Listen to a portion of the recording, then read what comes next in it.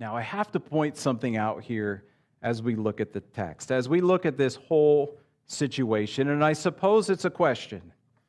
Do you really think that these highly religious, important people traveled all the way from Jerusalem just to point out that Jesus and his disciples were breaking a man-made rule?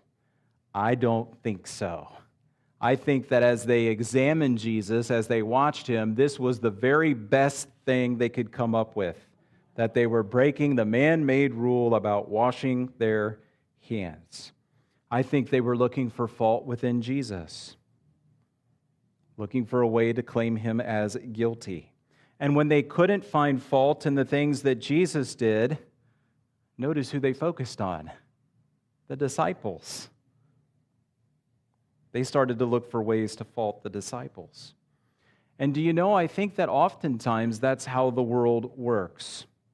How many people, when they come to church, they begin to pick on what the children of God are doing? They begin to find faults within the individuals that attend church. They begin to look at individuals and how they fall short of the standards of God, and they take that and they say, the famous line, all the people in the church are just hypocrites. And the point I'm trying to make is that so often when people can't find fault with Jesus, and they surely never will, they will then begin to look beyond Jesus to individuals or churches who have faults in their lives, and they build a case against Jesus based on that. I want to remind you that Jesus is perfect, that there is not one thing that is wrong with him, that Jesus, when he was put on trial multiple times as he was on his way to the cross and he was examined, there was not one fault that was found in his life. If you are looking at man and you are looking at the church, you're going to find problems. You're going to find mistakes. You're going to find failures. But if you're looking at Jesus, you won't find fault in him. Now, I'll be honest with you, and I know you would agree with me, that I wish that the church could be perfect. Sadly, we just aren't. I will make mistakes. I do make mistakes as I go through life. I am not a perfect pastor. And those of us that come to this church, we are all on a journey, and we're not yet perfected.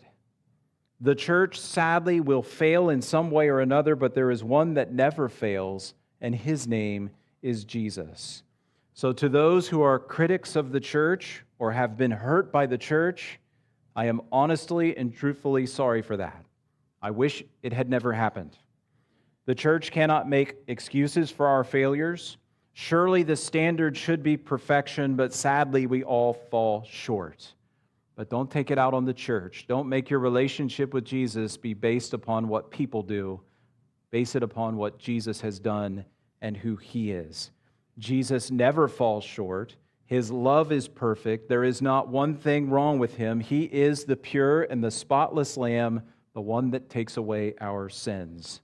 And so the Pharisees and the scribes, they're examining Jesus once again, and all they can come up with was the disciples aren't washing their hands properly.